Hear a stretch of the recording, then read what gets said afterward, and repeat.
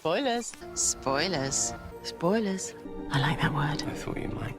Hello everyone, and welcome to another Fan Theories. In my previous Fan Theories video, please go and watch it if you haven't, I explained my thoughts on how the 12th Doctor did in fact recognise Missy in the events of Dark Water. As some people had previously wondered why he didn't, given that it's been established that Time Lords can recognise each other regardless of their current bodies. But following on from this, it raises another possible question.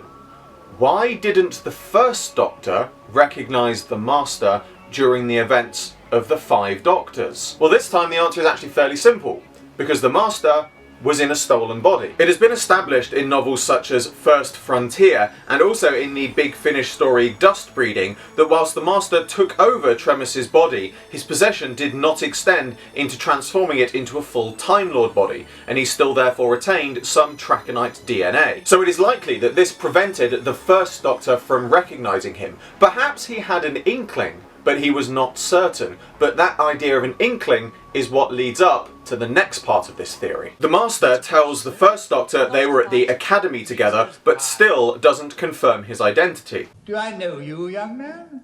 Believe it or not, we were at the Academy together. However, earlier in the episode, the third Doctor meets the Master, and whilst he doesn't immediately recognise him, after a moment, he does. Jehoshaphat, it really is you. And this is where the basis of this theory forms, but it is a little bit confusing, so bear with me. I will try and explain this as carefully as I can. Whilst for the third Doctor, the events happen out of sequence from a narrative perspective later in the story, due to the first Doctor meeting the Master and having an idea of his identity, it means when the chronologically later third Doctor meets him, he remembers after a moment that meeting the first Doctor had with the same incarnation in the Tremis stolen body. And along with the third Doctor's own more recent encounters with Delgado's incarnation, having given him a bit more of a mental recognition on the Master's general identity, the inkling the first Doctor had is now confirmed, that the strange man he couldn't quite recognise back then